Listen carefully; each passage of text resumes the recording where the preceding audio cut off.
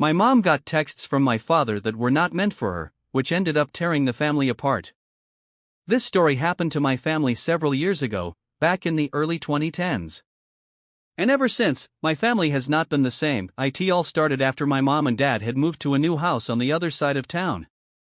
Me and my sister, around 8 at the time, were getting bigger and my parents felt the need to upgrade to a larger house. However, this also meant that both my parents needed to start working more hours in order to pay for the new house. My mother took on the bulk of the additional hours, working a second job part-time in order to make enough money to cover 2 children and a new, larger mortgage. My father started working earlier in the day and returning home later at night. No one in my family was prepared for what my dad was actually doing when he was at work. My father worked at the local college in a department that required a fair amount of manual labor, meaning that his work started early in the day, around 5 or 6 a.m. The commute to the college was also around 20 minutes, so he was leaving incredibly early every day. However, my mom started to notice that it was not getting much easier to pay for the new house on top of all of the original expenses of our living. When my mother confronted my father about it, he was confused as to why that was the case and he played dumb to any difference in income.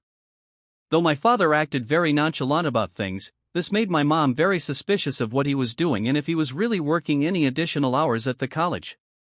However, there was nothing she could do but continue to work her extreme hours and her second job in order to make up for the difference my father was not assisting with.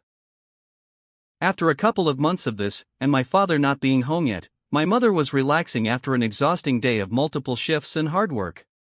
She heard a ding on her phone, and she saw that a text had popped up.